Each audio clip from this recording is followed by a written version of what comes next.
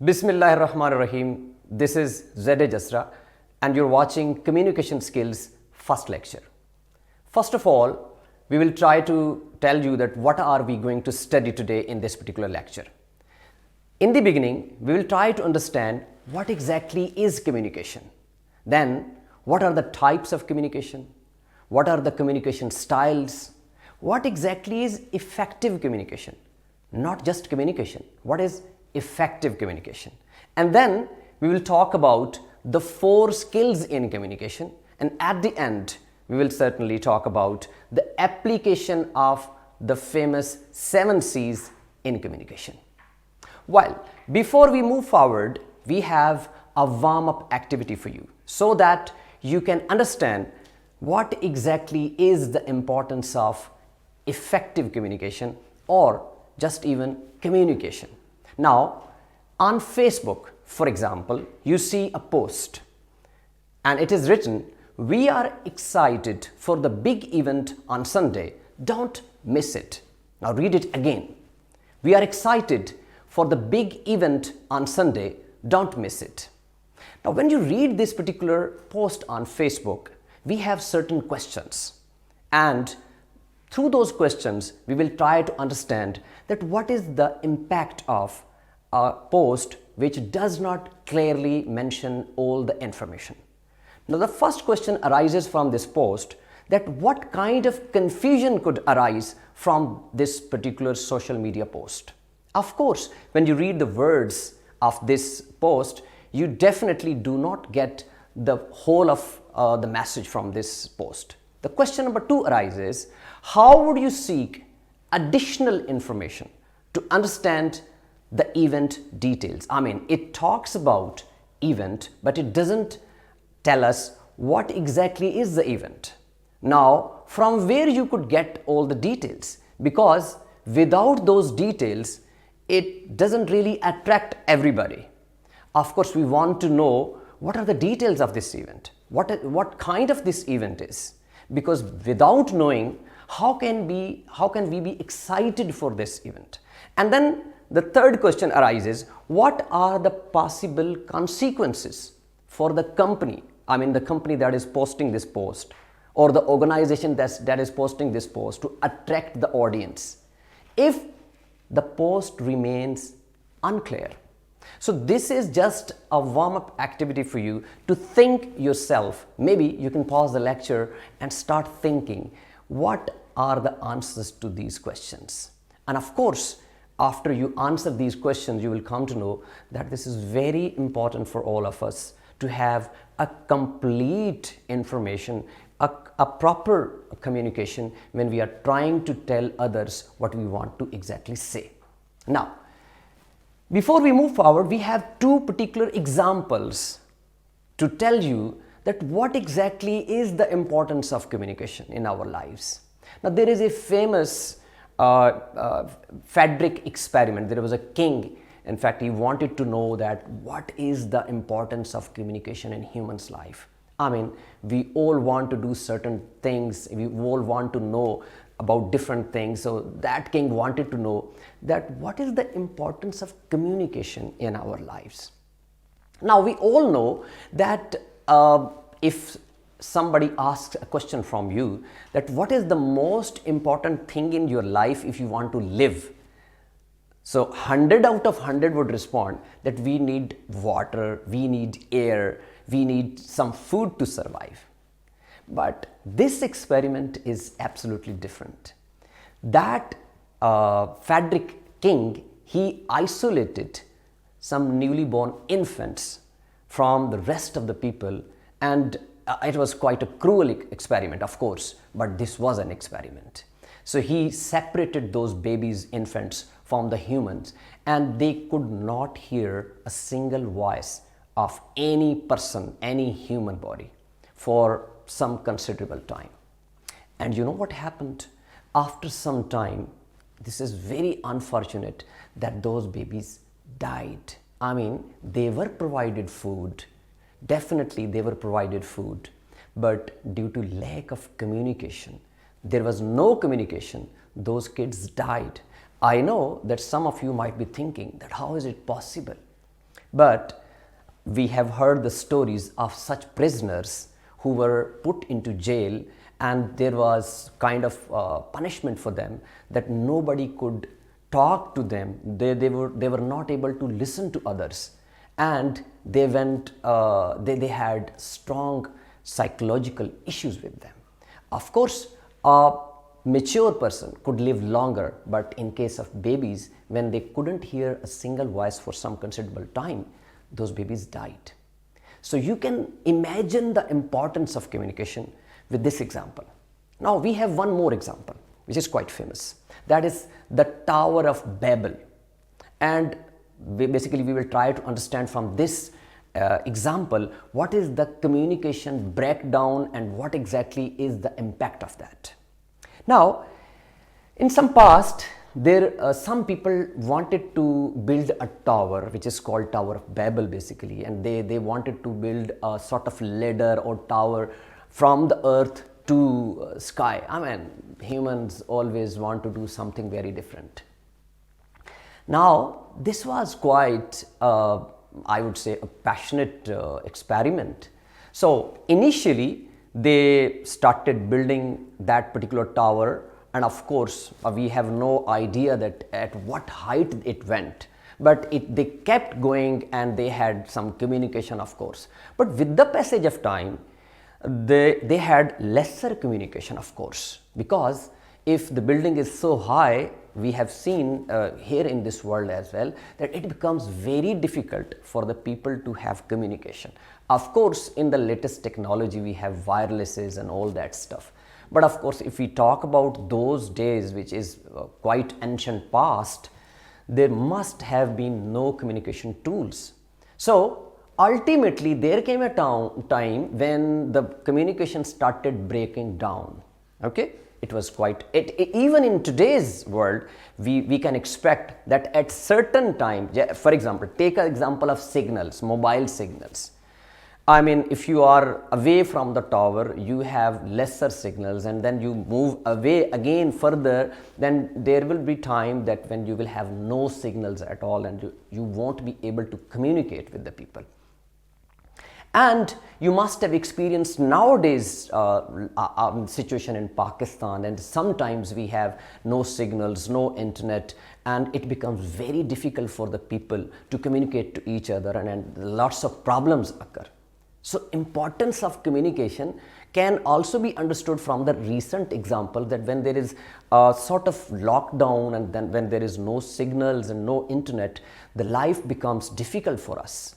Anyhow, we were talking about the Tower of Babel. So at one time, the communication became difficult, and the Tower of Babel, it basically fell down. So imagine these are very unique kind of example that I have given to you, so that you can understand what is the importance of proper communication in our lives. Fine. Now we will move forward, and we will keep on talking about what is communication, what is effective communication, and how we can make our communication more effective. The whole lecture is about this. So there might be some points which will be repeated. So you should not panic about it. So what is the importance of effective communication? The number one most important thing is that if we want to build understandings between different people, and we want to build relationships between people, definitely you will have to communicate. I mean, without communication, how can you build relationships? How can you build friendships with people? How can you talk to others? There is no way, of course. Of course, we will talk about what are the communication types and what are the communication styles. There can be different. I mean, it's not like that you always contact through your mobile, or you talk to somebody who's sitting before you. There are different types. But whatever, you will have to have communication if you want to build confidence between the relationships and understand others. So this is the first important point for the importance of effective communication. The second point, if you want to have influence on others, if you want to build trust with others, you have to communicate. Imagine a person who does not talk to others. Imagine a person who does not communicate with others. He doesn't adopt any kind of communication. So do you really think that he has got some influence over others? He will have to have some kind of communication with others if he really wants to have influence on others. We build trust because we communicate with each other. So it's very important that if you want to have influence or if you want to build trust, you will have to have effective communication with other people. Then comes the self-perception. If we want to know about ourselves, if we want to build up our self-image and self-perception, even then we have to communicate. When I talk, if I give my own example, when I communicate with different people, I come to know about myself as well. Okay, fine, I can give you a current example. While I am delivering a lecture, this might be my first time that I am facing camera and I'm speaking live on camera. This is a kind of communication right now that I am doing. Now I came to know that, okay, fine, I can do this as well. And how is it different? How this type of communication is different from the other types of communication that I had already. At my YouTube channel, I have a YouTube channel where I do not show my face on camera, but I hide my face behind the slides, the PowerPoint slides. That was a different kind of communication.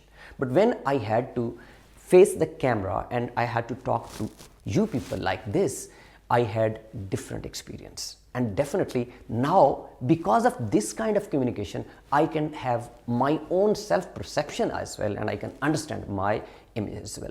Now, what are two very important skills for effective communication? It is important to know, of course, and we will, as I said earlier, that we will keep talking about what is communication and what is effective communication and how can we have effective communication. We'll keep talking about that. But this is a very minor thing that I am going to tell you, that what are the skills, two very basic and very important skills.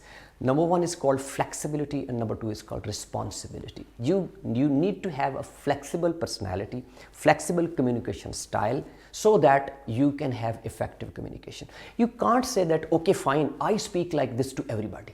You can't say that.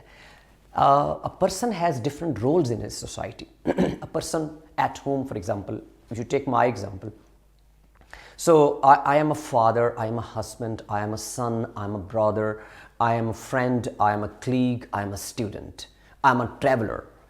Fine. So I have different roles in my life. I can't be the same every time. I can't communicate every time in the same way, in the same manner.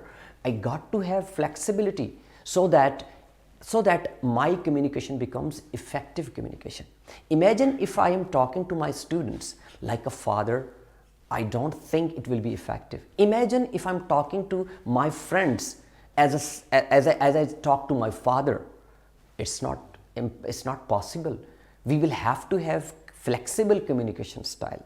And the other one is responsibility. Now I will explain this point, of course, in the coming lecture as well. In the later part of this lecture. But here I would say that if you are communicating with others, you need to be responsible. It's a very broad term that what does responsibility means when we are talking about communication. But in a simple manner, I can say that you need to be very cautious that you are talking to people, so that you need to think before you speak.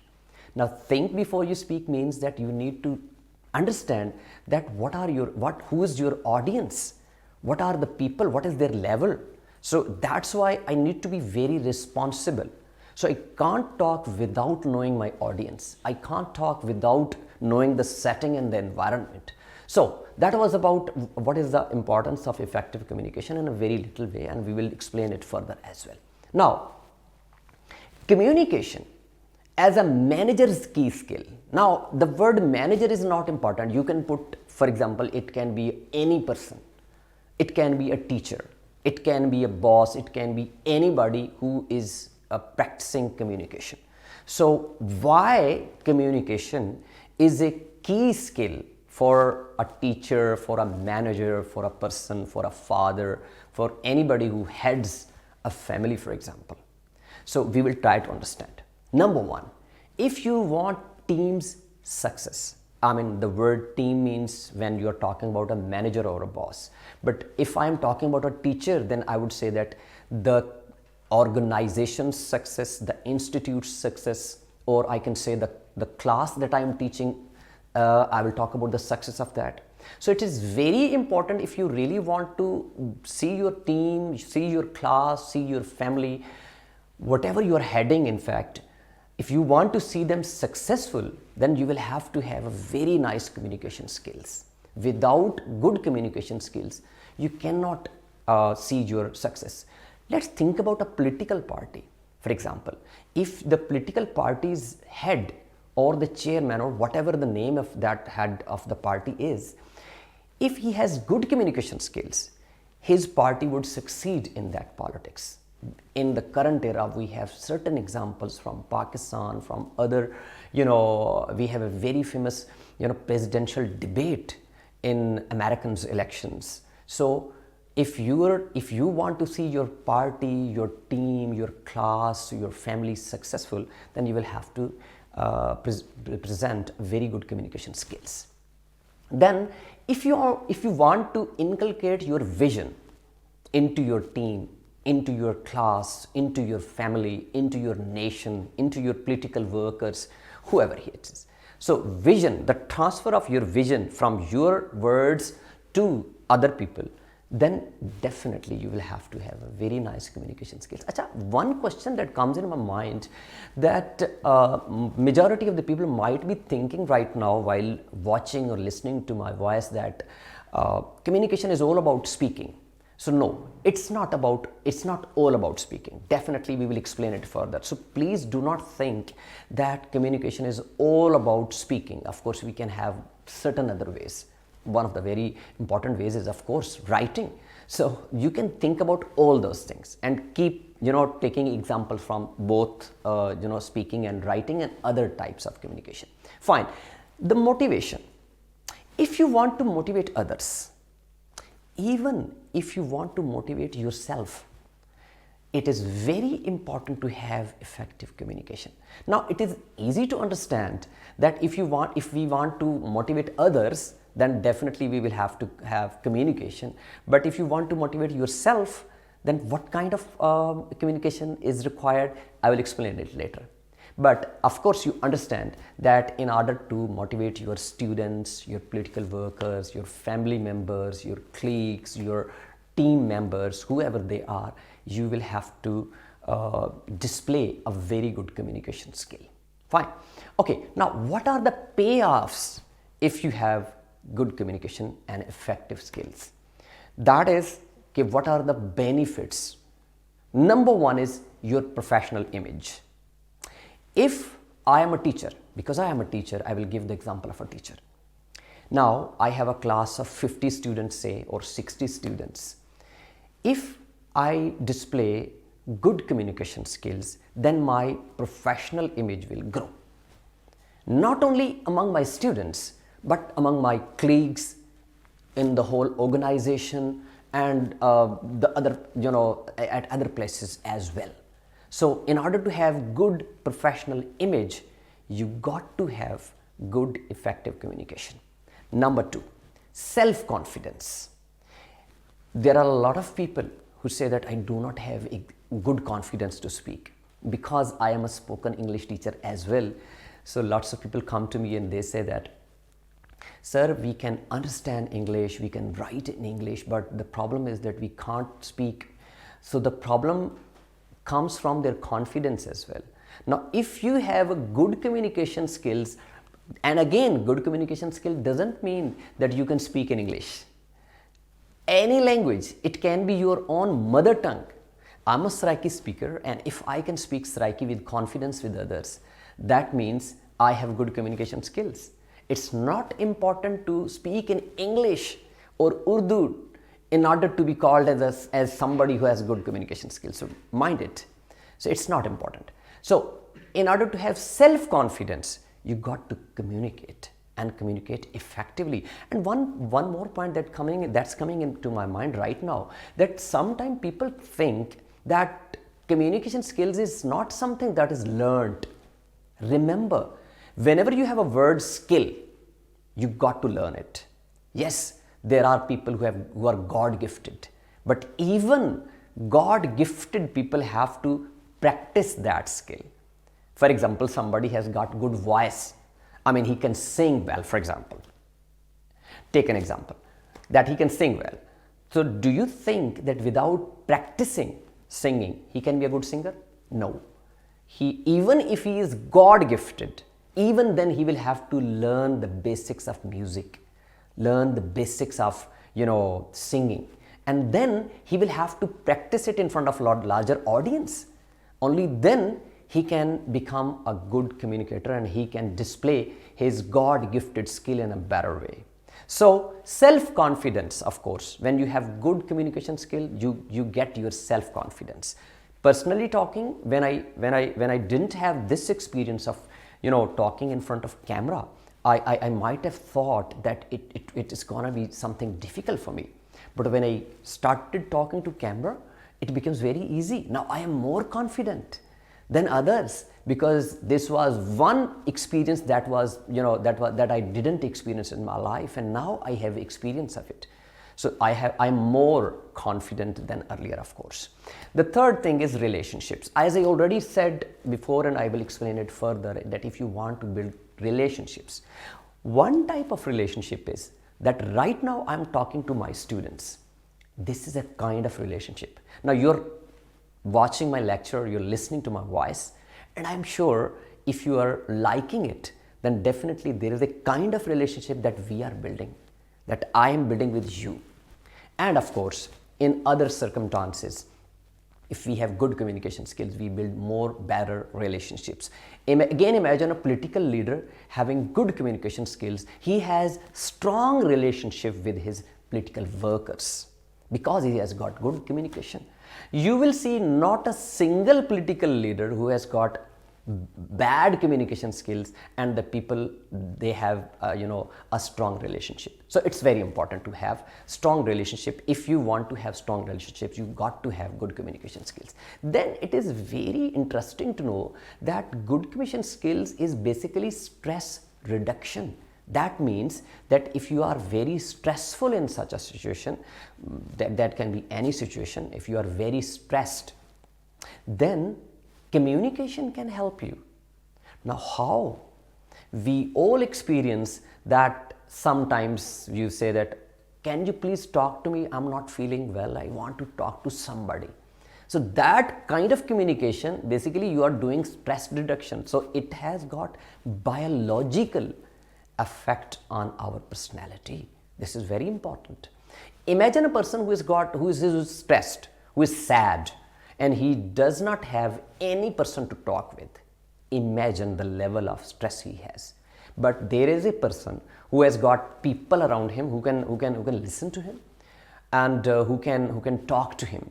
So if the communication flow is better, you can easily get rid of that stress as well. And last but not least, of course, acceptance. Now acceptance is kind of professional image, but acceptance means social acceptance. People start accepting you. People start, they want to talk to you. They start believing in you.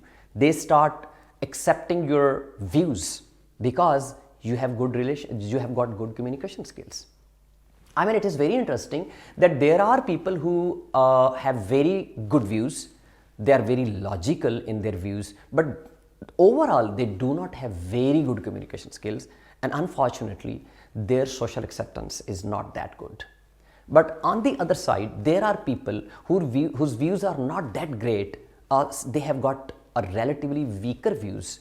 Their communication skill, but their communication skills is better, so they have more acceptance. So it was all about how communication can play a role in a manager or in a teacher or in a head of family's role. Now we will talk about a very important part of our lecture, which is communication rights and responsibilities. We all talk about rights in our life. Whatever the movement we see, they talk about rights. We have Human Rights Commission, we have feminist who talks about female rights, I don't see a lot of male rights, but of course I see a lot of female rights organizations and all that stuff. But we never heard about any organization or any association which talks about the responsibilities. It is very important to know when you have rights, you must have responsibilities as well. You are expecting from others, that is your rights. But what others are expecting from you is your responsibility. Now, what are the rights? Communication rights. Communication does have rights.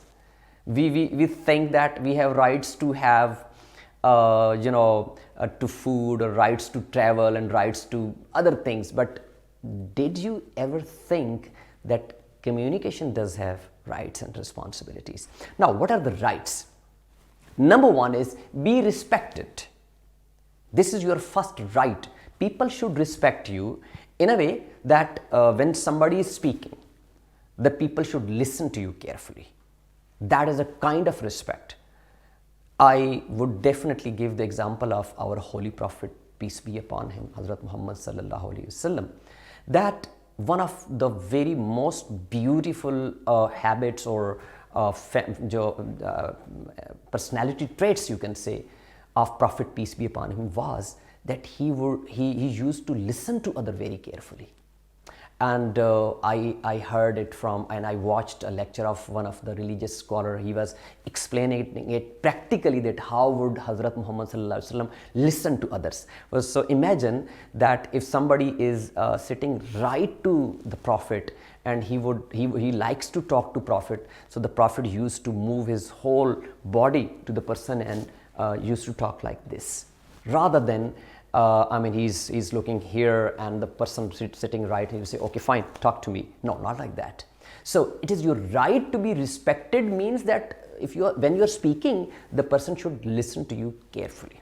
Then your opinion expressed means that your opinion must be expressed. You should be able to express your opinion, whatever you think. I mean, the people can have certain, you can say that they can have differences. They may consider your opinion as wrong. Fine, that's not a problem. But at least you have the right to express your opinion. You must, the society, the people around you must allow you to express your opinion. And you can ask what you need. I mean, I have different needs in my life, from food needs to other needs. I have a lot of needs on daily basis.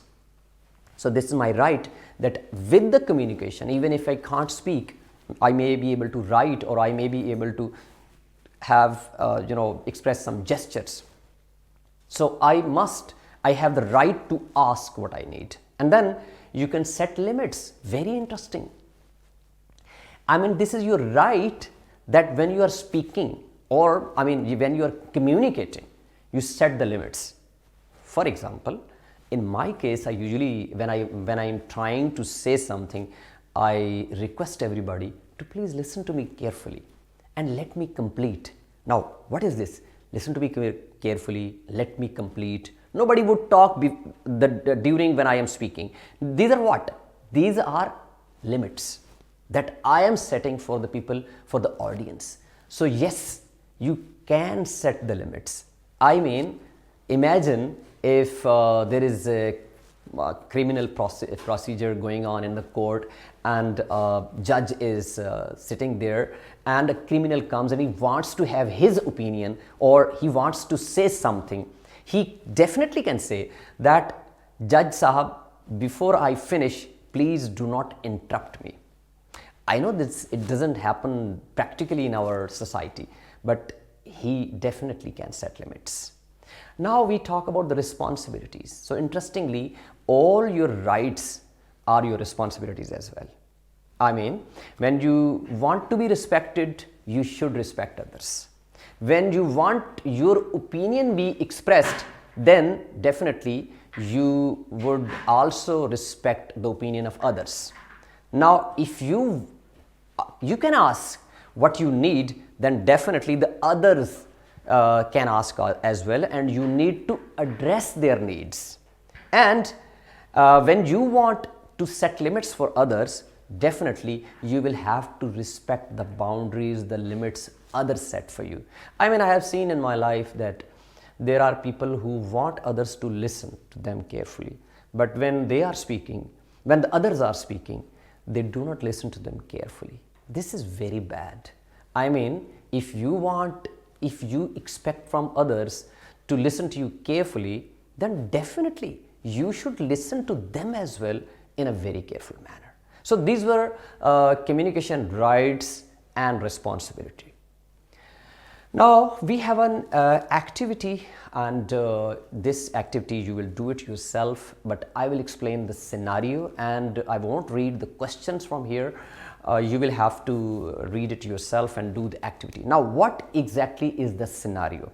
Imagine you are working in an environment, maybe you are a student, for example, and you have say 50 class fellows. Or you are a person who is doing a job and you are in a kind of organization. So both, you can think about the both scenarios, fine. So as a student, you have some students who are very open to communication and they are open to talk to you, they are very communicative. But then there are other students as well who are very reserved. They do not speak a lot, they do not communicate, they don't want to communicate so often. Now, how will you deal with those people? How will you be able to make friendship or make relationship with the both kind of people? Because they are different.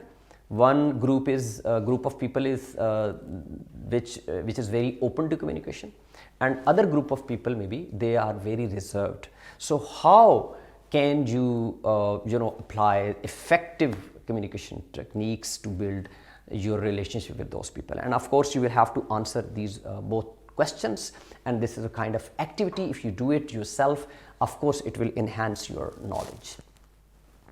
Now we move towards what are the types of communication. Of course it is very important to know, because initially in the beginning part of my lecture I talked about that the communication is not just speaking.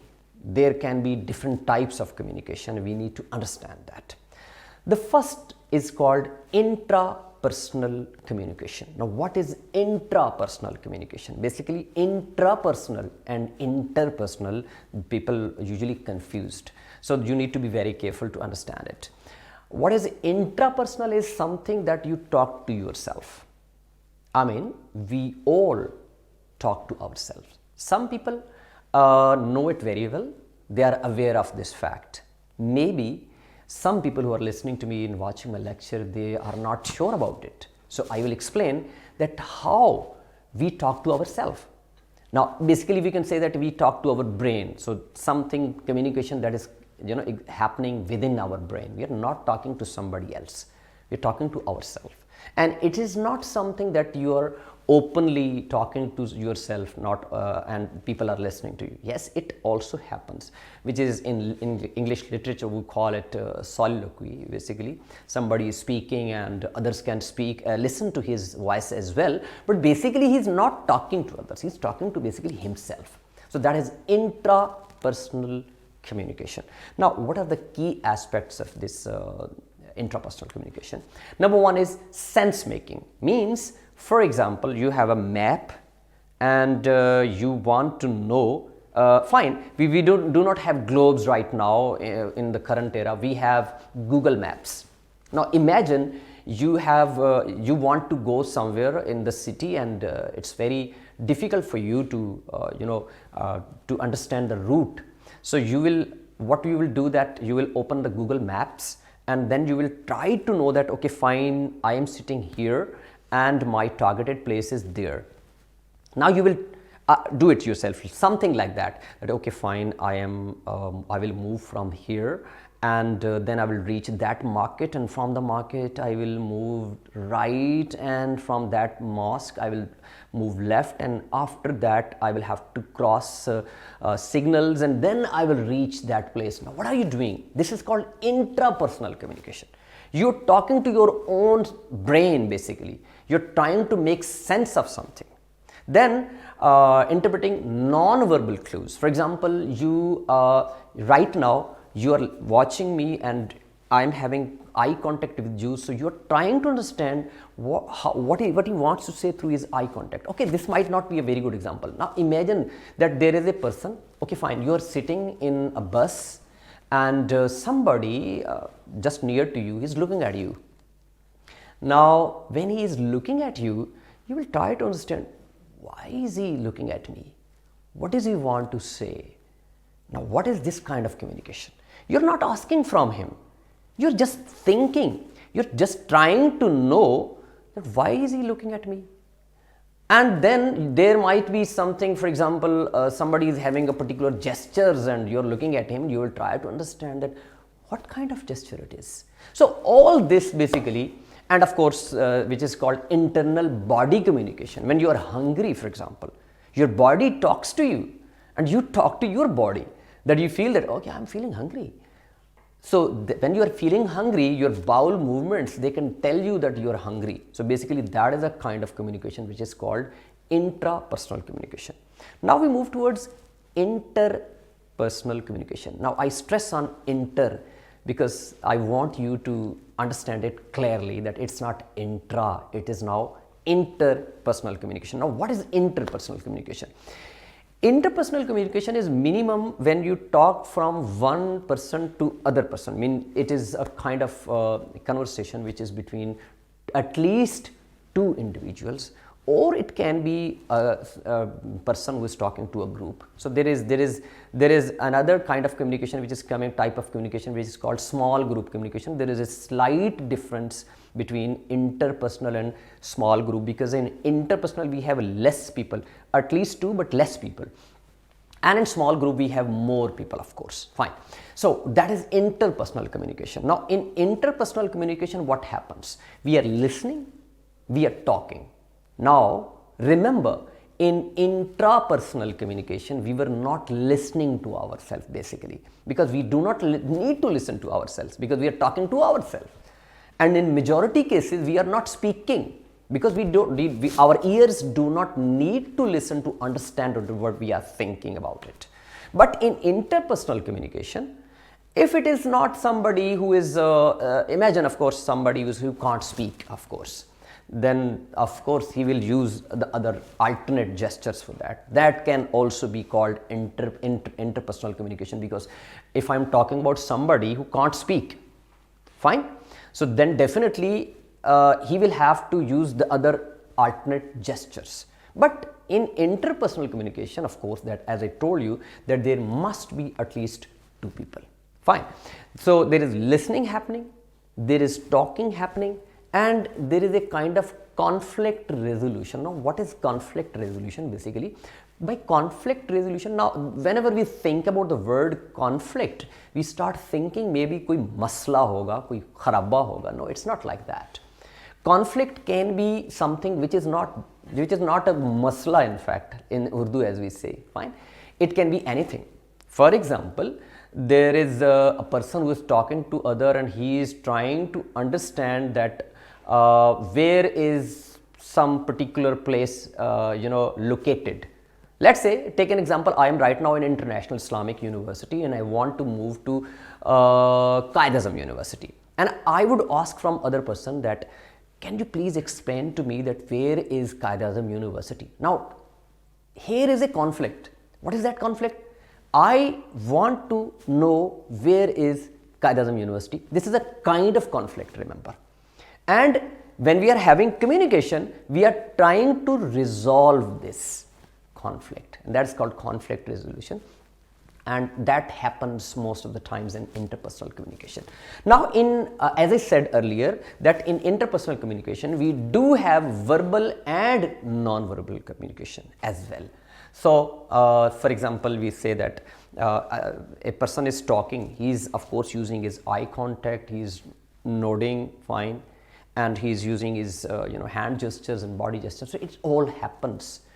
But in intrapersonal communication, we do not need this non-verbal communication. Why?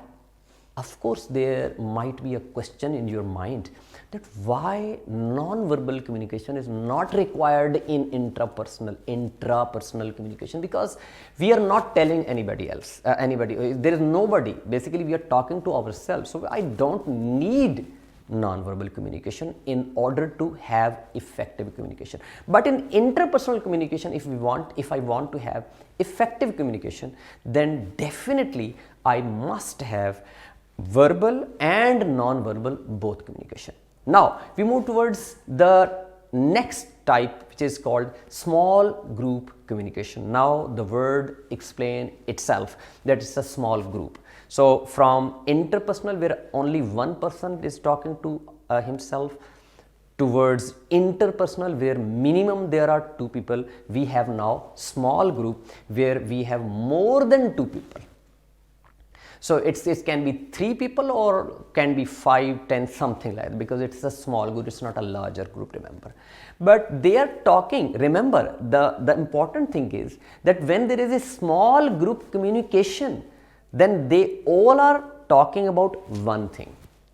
Imagine there are 5 friends who are talking about Pakistani cricket team performance. Now Pakistan's cricket team performance is their topic of discussion. So there are 5 friends, they are having their own opinions. They talk about the batting, bowling, and the decisions of the captain and the cricket board's decision, and they are talking about cricket. So that's kind of small group communication. So there can be family discussions and there can be organizational meeting as well. Well, in organizations we usually have larger group, but there can be a smaller group as well. So this is a kind of communication where we have small number of people. Then we move towards public communication. Now in public communication, basically there is a speaker who is talking to a larger audience. Public communication, so you can call it a public speaking as well. The ideal example of public communication is when a political leader is addressing its workers in a kind of jalsa, in a kind of meeting. Fine. So that is an ideal example of public communication. But if you talk about the teacher who is talking to a larger class, for example 60, 50 people, that can also be public communication. But usually public communication is considered that when one person is talking to a very large amount of people. But definitely these examples are, the correct, and you can consider them. So it is, if we talk about the characteristics of public communication, then it is a speaker centered. Yaad rahe, it is speaker centered. What is speaker centered means ke, the major role is from the speaker. As I said that a political leader is talking to its say 10,000, 20,000 people, then of course every gesture, every phrase, every speaking term from the speaker would have a great huge effect on the audience. So it is a speaker centered, and it is mostly one-way communication. I mean, how it is one-way communication? Because the audience are listening and the speaker is speaking. So they are kind of passive here. They are listening and the speaker is having everything. But of course, nowadays we see that the people who are listening to a political leader, they also respond. Because there are some political leaders who have a very good effective communication skills, and they keep on asking questions from their audience. So definitely there can be a response from the audience, but it is not compulsory that the communication comes from only speaker. And we can definitely say that it is more specific speaker centered. Now we have mass communication. Now in mass communication, again the number of people is doubled or tripled now, because here we are a small group or a single individual is sending a message to a very, very large amount of people. And important point is that those people or those a large number of audience may well be anonymous. Now what does it mean? Take an example of say TV channel, for example. Now news channels, they deliver news, And when they are delivering news, there are a group of people who are involved to deliver the message. For example, there can be a cameraman, there can be an editor, there can be somebody who is providing the pages where the news are written, and other people who are working on the technical sides of that message. So there are maybe 10 people or 20 people involved, and now those news can be heard all over Pakistan or in the whole world. There can be millions of people watching that news. But there can be one person as well. For example, imagine a head of state or prime minister of a country. He is addressing the nation. Now, he is one person who is addressing the nation. Now, nowadays we have very famous YouTube vlogs. So there is a person who is delivering some news. He is the only person who is setting his own camera, everything, and there is nobody assisting him. So there can be one person as well who is talking to millions of people. So this is called mass communication. Now we have non-verbal communication. We have talked a lot about non-verbal communication, but we can explain it further as well. So we all know that non-verbal is something where we do not use words for spoken or even written or anything like that. Is called non-verbal communication. It is, in my opinion and in many others communication skills experts' opinion, non-verbal is more important than the verbal. Why is it so? Because if for seconds, just look at me and I have stopped moving my eyes and I've stopped moving my hands, so it is quite awkward. Now when I start making my verbal communication more effective, my body gesture, my eye contact, then you can understand me in a much better way. So yes, non-verbal communication is very important. So what are the key elements in non-verbal communication? Our facial expressions. As sometimes you can see in my lecture that I smile a bit, or majority of the lecture I have been serious. So yeah, it happens. Your facial expressions are very important in your non-verbal communication. Then we have other gestures like hand gestures, like the shoulders, the nodding, the body posture as well. Now what is body posture? It's very important. I mean, somebody is watching this lecture. If you want to improve your communication, then you must know that your body posture is very important. For example, imagine my body posture is like this, that I'm straight, standing straight, and you're watching me. Now my body structure can be like this as well, something like that. Now this looks awkward, or maybe I'm sitting like this or something like this. So imagine my body posture is so important. Now, right now, my body posture is so commanding. You can listen to me more carefully now. So your communication, your body posture is very important. Of course, use of space. It is very interesting. That use of space. So now what is use of space? In my opinion, it is very important. I have seen some people who, when they want to talk to you, they will come so close to you that you will say that, why is he coming so close to me? So yeah, if somebody wants to talk to me and at a very fair distance he is trying to talk to me, I feel personally very comfortable. Now to be honest, use of space has got multiple explanations, and I won't be able to explain all that because for example, if you want to show your more concern to other person who is listening to you, and if you want to build kind of relationship with that person, space does matter. For example, if there is a person who wants to talk to you and he is sitting some 10 feet away from you, the impact of his communication will be different to the person who is standing only 1 feet away from you. So use of space does give you a message that what does this person wants to say. Now what is the importance? Of course, it builds confidence.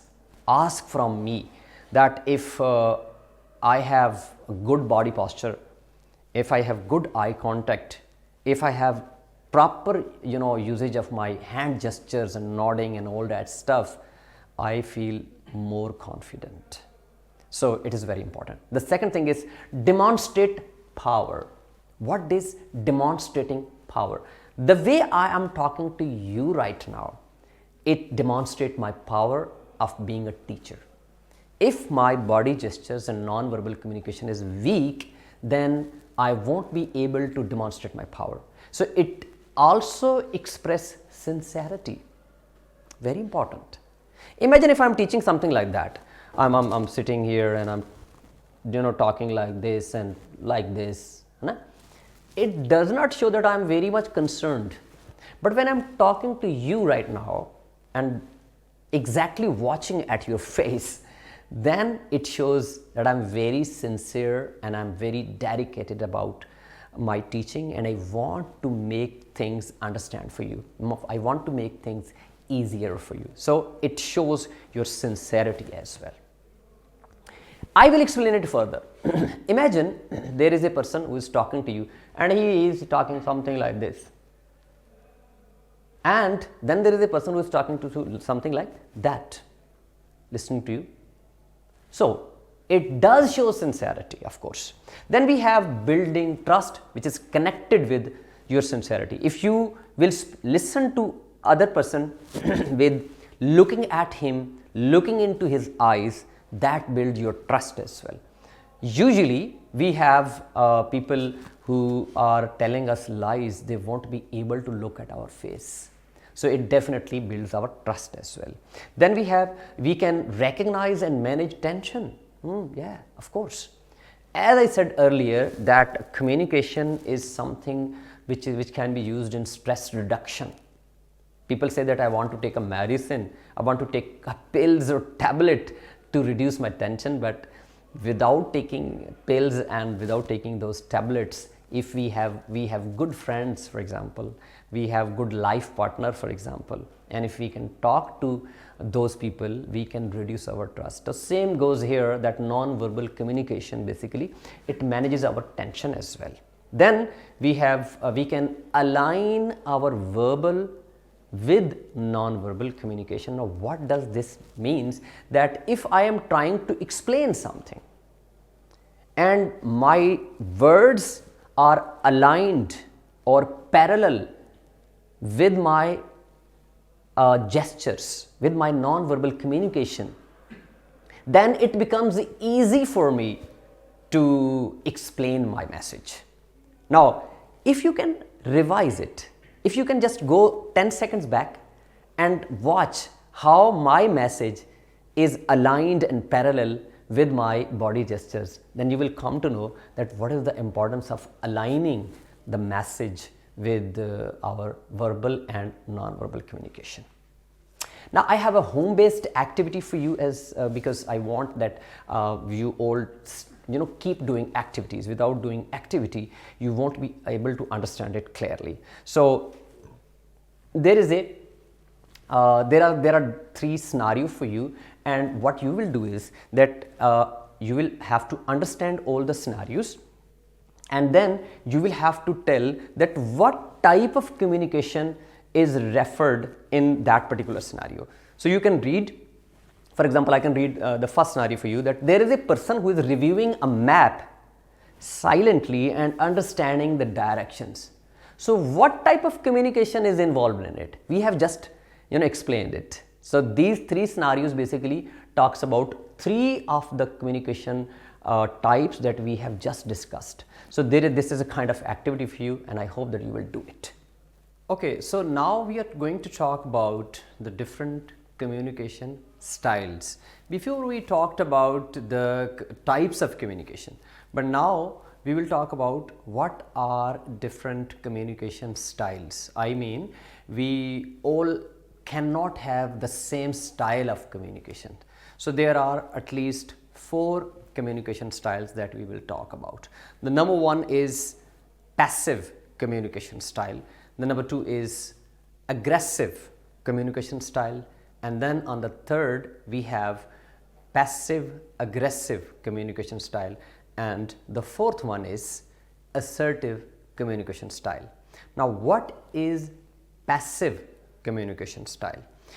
The passive communication style, the people who have passive communication style, they speak very little. That is one point. Or they, in other words, we can say that they communicate very little. Fine. And they ask very few questions. Okay, start imagining one of your class fellows who does not speak a lot and he does not ask so many questions, and he is somebody who internalize his discomfort. So you may not target anybody, it's just for the sake of example, of course. So a person who has got passive communication style, he would internalize his discomfort. I mean, we all have certain discomforts. For example, if we are sitting in a kind of environment, so we do not like it, we have certain problem with that setting or environment. So there are people who would speak about that I don't like this, please make it different or make it settled. But the people who have passive communication style, they do not speak about it, they would internalize. जैसे हम कहते हैं ना कि अंदर ही अंदर से बुरा समझना, internally think that fine, this is bad, but they would not express their opinion. Then such people have low self-esteem. They are not very confident. So you can say that when they do not ask a lot of questions, they do not speak, or they do not speak about the discomfort, so it can be the reason of low self-confidence, low self-esteem, and they basically struggle to identify their own needs. I mean, when they want something, when they require something, we all have some needs. As I said, when we were talking about the rights and responsibilities, then I told you that there is one type of need is that you can ask for what you need, you can identify your needs. But a person who has got passive style, he is unable to not only identify his needs, but even if he identifies them, he is not able to talk about that, and he avoids meeting them directly. I mean, I'm talking about the needs. So he avoids meeting those needs directly. So this was about passive style. Now we move to aggressive style. So what is aggressive style, which is quite opposite to the passive style? In aggressive style, a person basically wants to manipulate the situation, and he has basically a very strong desire to control the situation. Fine. Now what is manipulating the situation is that he would like to manipulate, to shape the environment in his own style, in his own way. What he requires, he would like to do that. The second thing is that he want to intimidate employees into avoiding future mistakes. Now his intention is that fine, I will reprimand them, मैं उनको झिड़कूंगा, मैं उनको सख्त रवैया जो है करूँगा. I will use very harsh style. I will practice harsh behavior, strong behavior, so that they won't commit such mistakes in future. So this is the intention behind a person who has got very aggressive style. Now what are other characteristics of this aggressive style is that people with having aggressive style, they often disrespect others, they often hurt others. Fine. I mean, they want something from them, they want, say, a project to be completed, or a teacher, he wants his students to complete their task or lesson. So in order to complete their target or lesson, he would use his aggressive style. He would insult them, he would disrespect them, he would talk in a very harsh tone, and he ultimately, of course, he will hurt them. Now he is thinking that I'm doing right because I want to finish it, I want to complete it, and without disrespecting them, without having a harsh tone, they won't do it. So, but of course, it definitely has got bad impact. So a person like this is said to be somebody who may be unable to process his communication in a better way. He has some sense of inadequacy in his personality. He's not capable. I mean, it is said that a teacher who reprimand a lot his students or he punish his students so often, it means he does not have the capability to teach his students without those punishments. So it is a kind of inability, ineffectiveness in his personality. And of course, he is a kind of person who has got lack of empathy, means he cannot identify the feelings of others. So now we have the third communication style, which is a combo of passive and aggressive, and we will call it passive aggressive style. With the name, we can understand that this kind of person would display sometimes as a passive person, passive style he would practice, and sometimes he would use aggressive style. Now this kind of person thinks that he is very smart because he is trying to manipulate and react to the situation according to the situation. Now this is his belief that sometimes he will remain passive and sometimes he will remain aggressive. This is a kind of style that he has. But what does he exactly do? That sometimes he avoids direct confrontation. Now what is direct confrontation is which is happening in aggressive style, remember. What is happening in aggressive style, which is direct confrontation, that the person is actually talking directly on the face of his employees or students, and he is disrespecting them directly. So in that way, he is of course spoiling his relationship as well. A teacher who reprimand his students so often, who disrespect his students so often, I mean, I personally think that students do have their self-respect and teachers tend to respect them.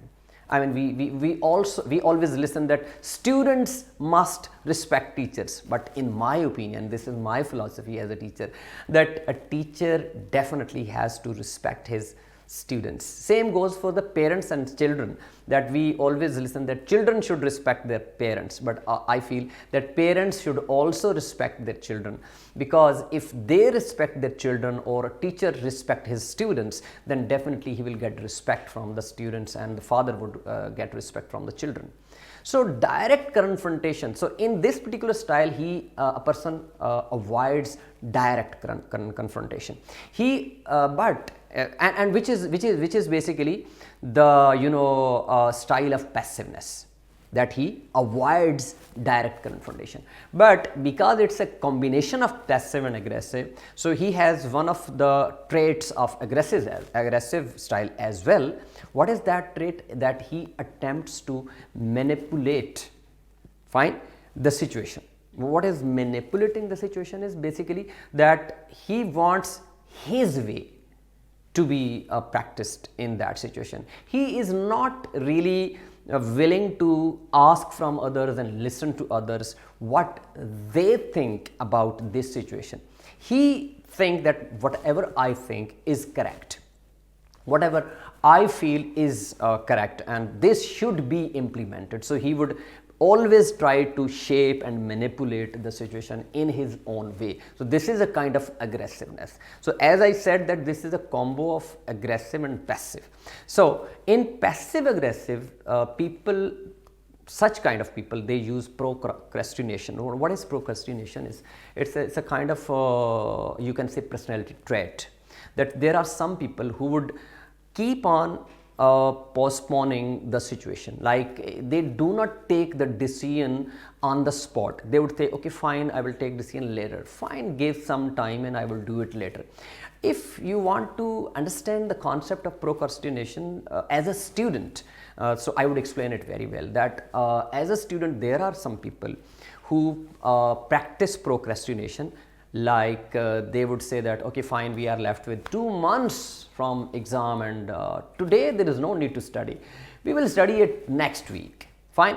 Then the next week comes and they say that, okay, this week we can play and we can sleep well and we can watch movies, or enough time is left. That personality trait is called procrastination, and of course it never benefits you. So passive aggressive person, they use this procrastination as a technique to avoid the situation, to address the situation on time. They also use forgetfulness, like they would say that, oh, I didn't remember this, I forgot this. This is also a personality trait of such people who have passive aggressive style. And they would also intentional inefficiency. That is very interesting thing, that they would sometimes they would say that I don't know about it, or maybe they would say that I can't say about anything like this. So this is a kind of strategy they are using when they are practicing passive style, because they want to avoid confrontation. For example, imagine there is a meeting going on, and there is somebody in the team, he has done some blunder. So the manager does not want to have a direct confrontation with him, so he would ignore it, ignore that mistake, or maybe he would say that, well, I have no idea about it. So it's a kind of strategy that he is applying to avoid the confrontation, and which is a passive strategy, of course. So what is the impact of this style with your on your team or on your class or students? Of course, that it leads towards politics. Yes, like sometimes there are, let's say there are 10 people who are working in a team. So sometimes he is avoiding confrontation, and sometimes he is aggressive, and sometimes he is passive.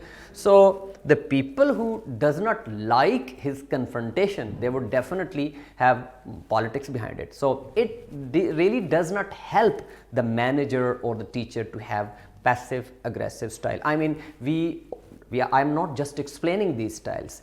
I want to tell you people that what kind of style would be suited for a better communication. So what is the best style of communication that we can have? So now we move towards the last and fourth and last style, which is called assertive style. As I said, that we would also try to know that what style suits a person best, and it is more effective in when we talk about effective communication. So assertive style is the style which is the most effective style. So we will try to know what is assertive style and what kind of people they have this assertive style. So first of all, assertive communication style is the healthiest style. Why is it healthiest style? Because it is not passive, it is not aggressive at the same time, and it has totally opposite characteristics to both passive and aggressive. Now assertive individuals, they are direct. What does that mean? It does not mean that they have direct confrontation with other people. It does not mean that they disrespect others. They are so straightforward. I mean, nowadays I hear from different individuals, they say that I am very straightforward, I say it on the face of the people. Now, this is not being direct, this is being disrespectful at some time, because being direct to other individual does not mean that you will say whatever you like, or you will say even if the other individual dislikes it. It's not being direct, it's not being straightforward. When we talk about assertive style, being direct means being polite as well, remember. So yes, you are talking truth, you are discussing everything that you want to discuss, but you are not being disrespectful, you are not being impolite, you are definitely telling what needs to be told, but you are being very polite. They are respectful. The assertive people are respectful, and they aim for win-win situation. What does win-win situation means? Is that they not only want to have their own good self-image, but they definitely give respect to others, and others also like to listen and follow the instruction of such kind of person. So this is a win-win situation. A person is having good image, he is having good relation, his team is respecting him, and the company or the organization or whatever it is growing. So it's a win-win situation. Now, they communicate very confidently, unlike passive style people. The passive style people, they are not very confident, and they, the aggressive people, they are manipulating the situation. So both being passive and being, directly talking to others or manipulating situation, these aspects are absent, of course, in assertive people. They are doing it in a very positive way. Now, what is another aspect of assertive style people is that they take responsibility of their decisions and their choices. I mean, it is not that they implement everything they like, but they take responsibility of that. When they take decision, they would say that this is my decision. If there happens to be something wrong, then I will be responsible for that. So because they are going to be responsible for that, they think it very carefully and they plan it very carefully, whatever they are instructing others. Now, what is the impact of assertive style? Of course, we have already talked about it, that it creates a collaborative, respectful kind of environment, and it helps the kind of managers and teachers to have very strong and very healthy relationships. I mean, I know some of the teachers that they respect their students, they give them enough time to prepare for the things, and they do not keep on disrespecting them just in order to complete the targets. And I have seen that such teachers are really respected, because not only they are doing their task, but they are doing their task in a very respectful and a very humble and a very polite way. So that was all about the styles. I have put a table here. I won't explain it because there are some points which are going to be revised. You can pause this video, you can read. On the left side we have the issues, and on the top side you can see the four communication style, which is passive aggressive, passive aggressive and assertive. So you can see. So I will explain the only first point. When we talk about self-esteem, so the people who have passive style, they will have a low self-esteem, remember.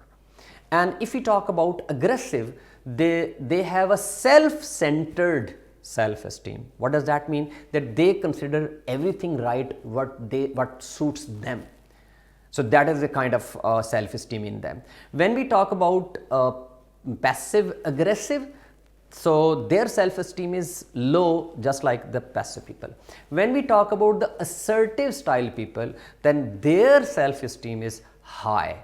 So this is the way you will read this table. I have 2 slides on it. You can read this one and the other, of course, this one as well. It will definitely help you solve your questions and understand this question in a very easy way. Now, we move towards the next part of our lecture, which is 7 essential actions for effective communication.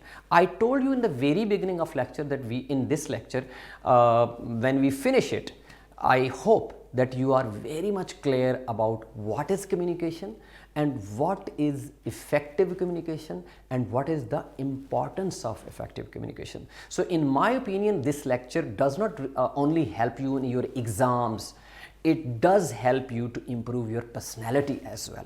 So you need to watch and listen this lecture in this way, so that after finishing this lecture, you not only prepare your questions, but also you improve your personality. So what are these 7 essential actions if you want to have, as an individual, a person to be called as somebody who has effective communication? So number 1, you need to listen carefully and responsively.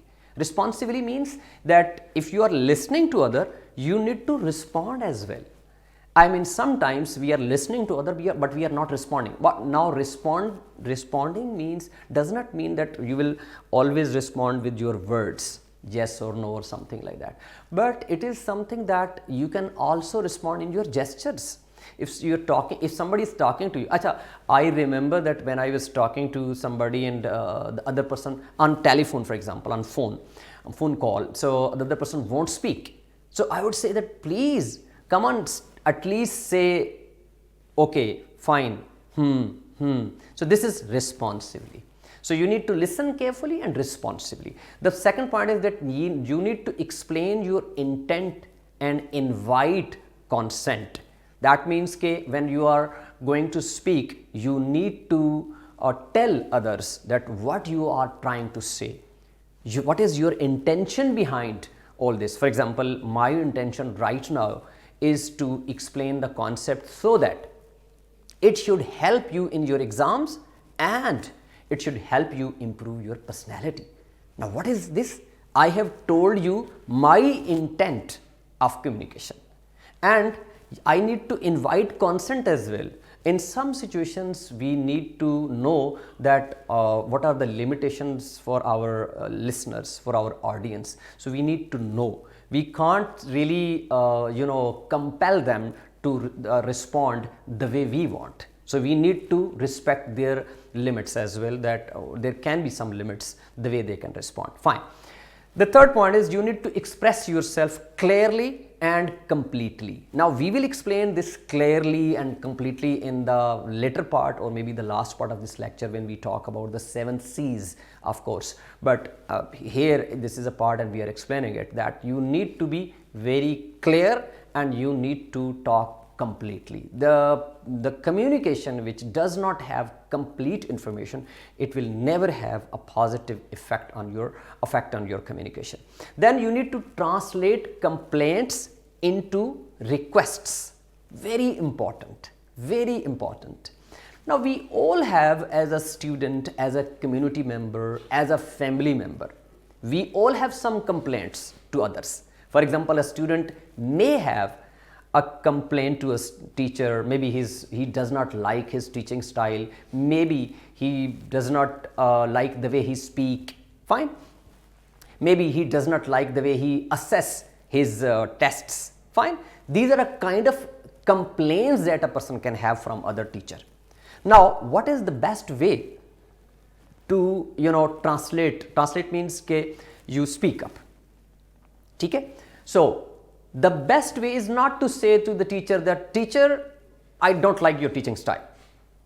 Now this is a complaint. So it would be better if you translate this complaint style into a kind of request.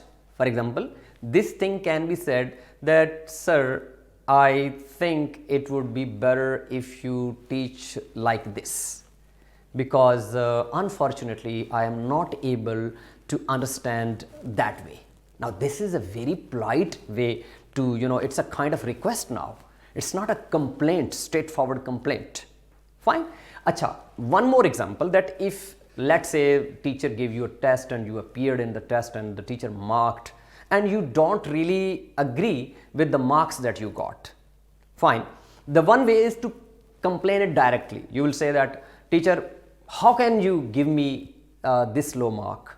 Fine, this is one of the ways. But the other way would be that, teacher, can you please explain that why did I get less marks?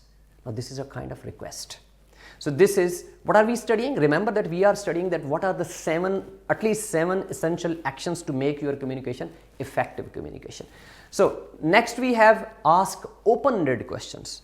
Always, if you want to have better communication with others, do not ask questions which are close-ended questions. Now what are close-ended questions? Close-ended questions are something that which do not demand full-fledged opinion from others. They are kind of questions which demands yes and no. Achha, very interesting. I can say that last night I had a discussion with somebody and he was asking some questions, and I said that, why are you asking such questions which demand only yes and no? No, I must be able to express my opinion in detail. I can't respond you in yes and no. So some of the people who are not very good at communication, they ask such questions which demands only yes and no because it satisfies their soul. So do not ask questions which demand only yes and no. I mean, I'm talking about the general communication with other people. Fine. Try to give them leverage so that they can explain their opinion, they can explain their point in a detailed way, rather than you demand that, no, just answer me in yes and no. So if you want to have effective communication, you must not ask close-ended questions. Then express appreciation regularly. I mean, if you are a teacher, so you need to express appreciation for the students. Humans are every human would like to be appreciated. If you do good work, you must be appreciated. I mean, if you appreciate others, basically you are motivating others. And you are not only motivating others, but you are also maybe, in future, the people would appreciate you as well. So if you do not appreciate others, people won't appreciate you. And that's bad. So if you keep on appreciating your team members, your students, your colleagues, your family members, for example, a father, if he does not appreciate his children, they won't be motivated to do good things. Anyhow, the 7th point is that practice communication skills daily. Very important. Now, I said it earlier in the class, in this lecture, that communication is a proper skill. Like singing is a skill, driving is a skill, photography is a skill. So, in the same manner, communication is also a skill. Somebody who is a singer, he will have to do a lot of practice. In Urdu we say riyaz. So there are very famous singers like Nusrat Fateh Ali Khan, and current we have lots of names. So if you ask from them that how much do you practice this listening, so they would tell you that they practice for hours and hours and hours and days and weeks for a program. So it is very important to keep practicing your communication. So when you are listening to me and when you are reading all this, slides, you should practice all these points so that you become a very good, effective communicator. Now we move towards the do's of effective communication and don'ts of communication. That means that what need to be done. Fine, we did study that what are the 7 essential actions, but here we will try to understand in a very different way. Now this is you can say that this is a kind of strategy to make it more clearer for you guys to understand what is the importance of effective communication and how you can have more effective communication. So first of all, we will read what are the do's, means what you need to do, and the don'ts, what you shouldn't do. So the do's are that first of all, analyze the issue thoroughly before developing a plan. That means that, for example, take my lecture as a issue, that this is an issue. Again, the word issue should not mislead you, that the way I explained conflict. Now, conflict should not always be something negative, because whenever we listen the word conflict or issue, we start thinking that there must be something negative. No, it's not always negative. Fine. So issue can be something like, I wanted to deliver a lecture. Now this is an issue, by the way. Fine. So basically, before I would come here and record my lecture, I thoroughly analyzed it, and then I developed the plan, and then I am delivering this lecture. So that's why my communication seems to be better. If I couldn't have planned it better, if I wouldn't thoroughly analyze it, then I won't be able to record it in a perfect way. So it's very important. The second is identify the role of communication early on.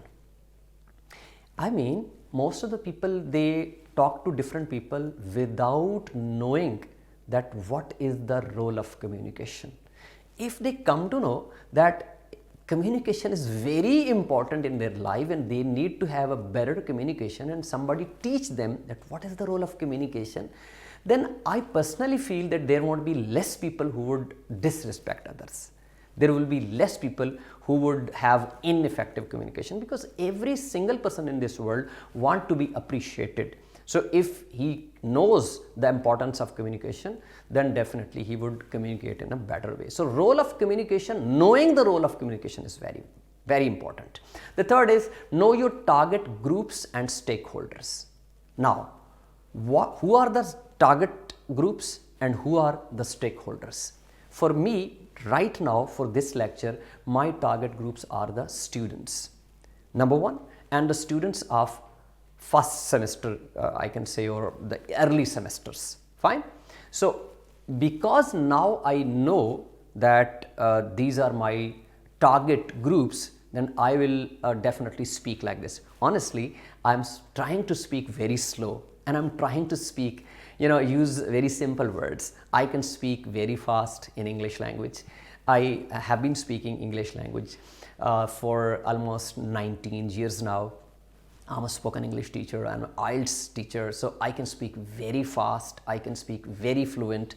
But because I knew that my students are coming after doing only intermediate, and they would be coming from maybe government colleges, and there is a possibility that they won't be able to understand difficult level of English or very fast English speaking. So that's why I knew my target groups, and that is why I am trying to be very slow, and I'm trying to use my words, simple words. And that is the importance that I might have been successful, I hope. Now, who are the stakeholders? Now, stakeholders in this case is not only the students, but of course the English department, the university as a whole. And of course, the people around me right now, there are 3 to 4 people who are, judging me. There is somebody who is holding the camera and other stuff. So I really thank them as well, by the way. So they are also the stakeholders. So I have to follow their instruction. That's why I have been static for almost 1.5 hours in front of you, because they want their frame in the camera to be correct. So I know all the stakeholders, and that's why I'm following all those things. So that is why my communication can be better. The fourth point is define communication target using SMART goals. Now, what is SMART? SMART here means the S goes for specific, M goes for measurable, A goes for acceptable, R goes for realistic, and T goes for time related. So your communication target should be specific, your communication target should be measurable, fine, it should be acceptable to others, and it should be realistic.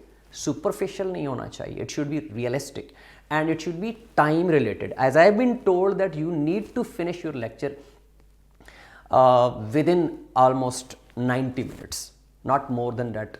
Fine. So I know that there is a time limit, and I have to finish it within 90 minutes. So this is the target that I'm following. Fine. Now the fifth point is that you need to identify your partners and intermediaries for communication. Now this point is quite similar to knowing your stakeholders and knowing your target groups. Of course, you need to identify your partner. Now here I would say that if you are communicating with somebody, so you need to talk, you need to analyze his personality. What kind of person he is that I'm talking to? Is that type of person who is quite frank, who enjoys jokes? I have seen in my life that there are some people who do not like jokes. They do not like to be so frank. So I can't be frank with them. So it is very important to know that who is my partner in communication. And intermediaries means that who are the people who are involved in this kind of discussion. For example, here the discussion, the communication between myself and you people, the intermediaries are these people who are the media people, the department, and the university administration. So I need to know if I want to have effective communication. Next is always pre-test your message. That means that if you want to, it's a kind of thing that we have been listening to, think before you speak. Okay? Before you want to express something, you need to think it. That means actually you need to plan it. So here in this kind of lecture, I read it very carefully. I give some examples, and I explain it to myself first of all, and then I deliver this lecture. It's not like that randomly I'm coming here and I'm explaining everything. So it's quite, I have tested it before I deliver this. The seventh one is evaluate results to assess effectiveness. It is very important. If you are a speaker and you are moving towards some audience, you have to speak for 10 minutes. So you need to think first of all that what I am going to say, what would be the result of that? What what effects can be of my speech on the people who are listening to me. So you need to evaluate the results, so that if there is something wrong, you need to shape it, you need to reshape your message. The eighth point is that you need to define medium for the message. What is the medium? Now medium is basically I'm sorry, that you need to the medium here, for example, right now is the camera. You are watching it on some kind of website or internet, using internet. So I know the medium, and that is why I'm following the instruction of that medium. So there can be different mediums, of course. A medium can be a radio, a television, a live call, or it can be a YouTube video. So whenever we know the medium, then of course we understand the importance of that as well. And of course medium has the language as well, the way you speak, everything includes in that. Then comes the budget. You need to know the budget as well. Now this budget is not concerned with somebody who is involved in simple interpersonal communication. For example, there are two people who are talking to each other, of course budget is not involved. But when you are delivering a speech as a manager, for example, in a business communication, for example, then definitely whatever you are saying should be synonymous with the budgets you have for that kind of project that you are speaking with others. And the 10th one is think creatively. So if you want to have better communication, you need to be creative. You need to not only creative in your speech, the way the words you use, but also in your ideas. Now we move towards what are the don'ts. Means the thing that you shouldn't do if you want to have your good communication. The first don't is that don't only focus on sending, make sure to listen. What does that mean? What does that mean? That right now I am sending this message from my side to you. So if I am totally focused that how is my voice quality, how are my body gesture, and how I am speaking, how is my English language skill, it is only focus on sending. No, it shouldn't be done. The focus should also be that what other person is trying to say or think about me, maybe. Fine. So say if I am talking to somebody, I shouldn't only focus on how I am speaking. I should also listen to him and what he wants to listen to me. Fine. So this is very important. The second point is don't rush to select a communication method before planning.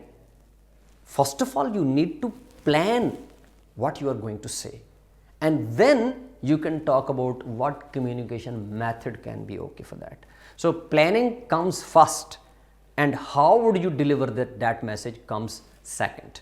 And in planning, it's a broader term. In planning, you need to plan everything, your project, maybe what will you say, in what manner will you say, what is the time limit, and everything. So planning includes everything. So most of the people, they rush towards the communication method. Should I use lecture method? Should I use presentation? So it's like going with the proper order. So first of all, you need to plan it. The third thing is do not overemphasize strategy at the expense of execution. Fine. So sometimes we are very much concerned about strategy, that how we will deliver our lecture. It is very much related to the second point, that how we will deliver our message to others. We are very much overemphasizing about the strategies that we will do. So the main focus shouldn't be all the time about the strategy. It should definitely you should also consider the execution. By execution, it means that how you will talk to others and how you will get the results of that communication. And the fourth point is do not ignore communication barriers. Whenever somebody is talking to others, there might be some communication barriers.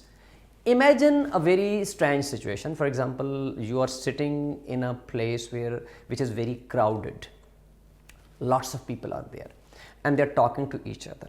Then you should realize that this is a kind of place where lots of people are talking. So here I need to speak a bit higher. Now this is what? This is after analyzing the communication barrier. Barrier means कि something that is stopping you from a normal communication. एक रुकावट है ऐसी. So when lots of people are there, you need to speak a bit higher. Fine. Another situation where, for example, you are in a masjid, and in masjid, of course, you cannot speak louder. So you need to understand that I can't speak louder. So it's a kind of communication barrier. So here you will, of course, manage your voice so that it shouldn't be higher. So there are lots of other barriers. There are some psychological barriers, there are some physical barriers. So this is not our topic here, but you can search it from somewhere else at what are the communication barriers. So you need to be very much concerned about the communication barriers. Then comes the fifth point, which is do not overestimate communication power to change perceptions. Remember, your communication can change perceptions. There was some saying, and it says that a teacher has got, especially a teacher or a good communicator has got such power that he can teach, he can make Muslims while teaching Bible, and he can make Christians while teaching Quran.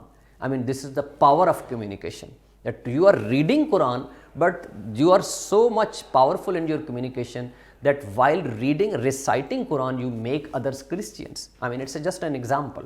So your communication does have a huge power, and you should realize it. But you shouldn't overestimate it. I mean, you should realize it, but you shouldn't overestimate it. What does that mean? That you shouldn't think that whatever I will say, that will change everything the way I want. So of course there are people who won't accept your points, you won't align with your strategy or your vision or your ideology. So these are the don'ts, of course. And we have now 4 skills in communication. I will briefly explain those 4 skills, and definitely we will then move towards the last part of our lecture. So the first skill that we have, that is listening. I said you in the very beginning of the lecture that usually people think about speaking, that this is the skill. But remember, there are basically, for communication, there are 4 skills, that is listening, speaking, reading and writing. In order to become a very good communicator, in order to have effective communication, you must have all these 4 skills. Of course, the speaking skill is something which is more prominent, which is more active, and listening and reading are called passive skills, and writing and speaking are called active skills. But definitely all the skills combined and make you an effective communicator. So listening, we all know that by listening, it's not something that we are listening to say music and we are enjoying it. By listening is understanding it, comprehending the message. I mean, somebody is saying, for example, you're listening to me right now. Now, the one point is, maybe you say that, oh, this person speaks English in a very nice way. Somebody would listen to me in this perspective. The other is not really concerned about my pronunciation and my accent. He is not really concerned about that. He would say that I want to know what he is explaining. So that is another type of listening. So it is, in listening, we shouldn't make it very simple. Listening is very important. We need to comprehend the message thoroughly. And in listening, of course, there are certain skills that we can't really talk in detail here, because this is one of the smaller part of my lecture. And then we have speaking. In speaking, of course, we have talked a lot. In the whole lecture, we have more examples from speaking. So speaking is, of course, one of the skills that a person can have, and that one of the very blessed skills. And I say that if somebody has got very good speaking, and again, some people think that speaking a language is speaking. No, it's not like that. Speaking is not just uttering some words. Please do not consider it. Yes, uttering words is speaking, but genuine speaking is speaking with an assertive style. I mean, imagine a person is speaking with aggressive style. We don't like him because he is disrespectful and he is harsh. So we don't like it. Even that is speaking. But when we talk about speaking skill, it has to be effective speaking and assertive style speaking, of course. Then we have reading. Reading is a passive skill, and of course it is said that the more you read, the better you write. The more you listen, the better you speak. That means if you want to improve your speaking, then you need to be a very good listener. If you are a good listener, then you are a good speaker. Some people say that I am a very good speaker, but I am not a good listener. Let me tell you, that person is not even a good speaker because he's not a good listener. So you got to have good listening in order to become good speaker. And you got to have good reading comprehension. So in reading we have different skills like skimming, scanning, fast reading, reading between the lines and all that. So same like listening, reading is very important, because if you are just reading it with a very fast speed and without understanding the message, because remember, in reading even a single comma can change the message. There is a very famous example in Urdu. I will say it in Urdu and I will explain it in English as well, that roko, mat jane do. So here in this sentence we have a comma after roko, but then there is a phrase roko mat jane do. So here the comma is after roko mat. So reading has got very important, and that applies on the writing as well, the one who is writing it, because we consider the comma is a very simple thing and it may not change the meaning, but it does change the meaning. So in English, if we say that stop, don't allow him to go. So this is kind of comma that is coming right after stop. But if we change the position of the comma, it can definitely change the meaning. So it applies to reading as well, and it applies to writing as well. So remember, reading is not just reading a passage. So reading is a proper skill. Like I would explain it in one more example, that for example, there are people, if they read a paragraph, for example, there is a possibility that in that paragraph there are 7 to 8 words which they don't know the meaning of those words. They might have read it for the first time in their life, but even then their scanning or skimming skill is that good that they do not need to look into the dictionary for those words, the meanings of those words, and they understand the major message in that paragraph. So this is a kind of skill you need to understand. So I hope that this brief introduction gives you enough knowledge about these 4 skills. And now in the last part of our lecture, we will talk about the application of 7 C's, the very famous 7 C's. I mean, these are kind of, you can say, skills of communication which all start with the C letter. So first of all, we have clarity, which starts with C. Here clarity means that you need to send your message in a very clear way. It shouldn't be ambiguous. Now remember the first activity, the very first activity in the beginning of this lecture, when I talked about a social media post. So that actually was not only incomplete, but it was unclear as well, remember. So I have an example here as well on the screen. You can see that you need to send daily progress updates by email at 5 p.m. Now it not only talks about the daily update, it also talks about how you will send by email, not through WhatsApp. And at what time will you send it to me? 5 p.m. I mean, if he wouldn't have mentioned this 5 p.m., then he would have got, he would have gotten these updates random throughout 24 hours. There might be somebody who would be sending at 5 p.m., some would send at 6 p.m., some would send at midnight, but he has fixed it and make it very clear that you need to send the reports at 5 p.m. Otherwise, if he would have said it a message like keep me updated. So now this is unclear message. It does not really tell that do the people who are working under his leadership need to update him orally, or they need to message him, or they need to provide him on a printed paper. They don't know it, and they have no idea that at what time he requires this update.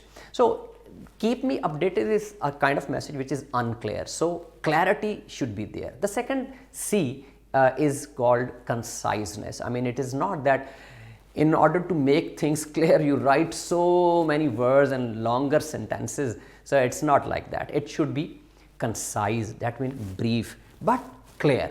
It's not like while being so brief you for example, keep me updated is brief, but it is unclear as well.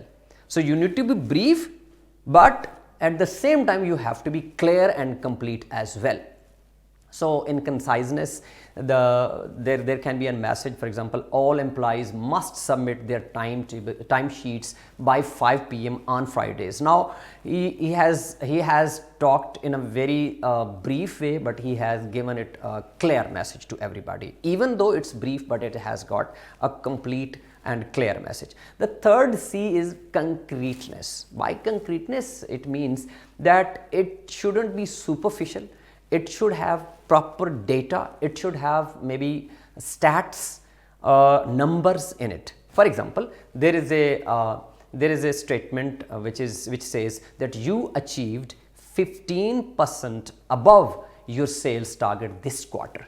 Now the employee is very clear that his achievement is 15% higher, but if he would have said it that you did well, you did wonderful job, the employee wouldn't know that what is the level of his success. But in the message, you achieved 15% above your sales target. He is very clear that I am 15% above my target, and next time I need to do more for say 30% or 50% more than my target. So it has to be concrete. So as I said, in concreteness, usually we use some data, some digits, some numbers. Then we have correctness. By correctness, we mean the message should be correct. There shouldn't be any error. It can have a grammatical error, but here grammatical error is not that important, but the facts are very important. For example, as the message says, the annual meeting will take place on April 5th at 10 a.m. So if, for example, by mistake he put an extra 1, so it can become April 15th, and of course it won't be correct. So the message has to be corrected. The fifth point is coherence. Coherence means that you must have connection. You must have, your message should be connected. For example, my lecture is, developing from the phase 1 to second to third to fourth, and I have always tried in my whole lecture to keep connected to the rest of the lectures. Means in the beginning I said that I will explain it later, and in the later part I said that remember I explained that in the beginning part. So I am connecting all the things, so there is a coherence in my message. And the sixth point is completeness. Now by completeness means that your message should not miss the important information. For example, please complete the report on client feedback by next Tuesday and submit it via email to the marketing department. Now it gives all necessary information. Remember, it is very tricky that in order to apply 7 C's in your message, you need to be careful about all the 7 points. For example, while following the completeness, you shouldn't do it in extensive way. I mean, you shouldn't write or instruct extensive details, because you have to follow the rule of brevity, the conciseness as well.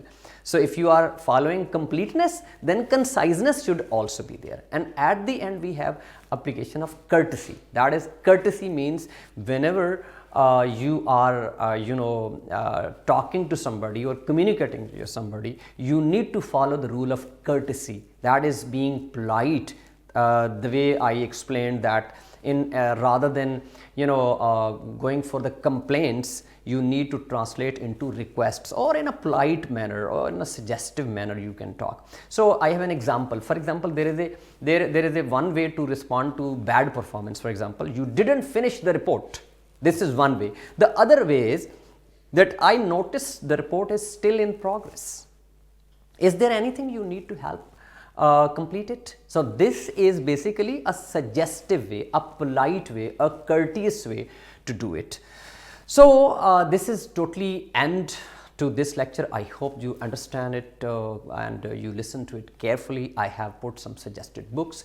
You can of course consult these books and make my lecture in a more progressive and a better way. Thank you very much for watching and listening to this lecture. Allah Hafiz.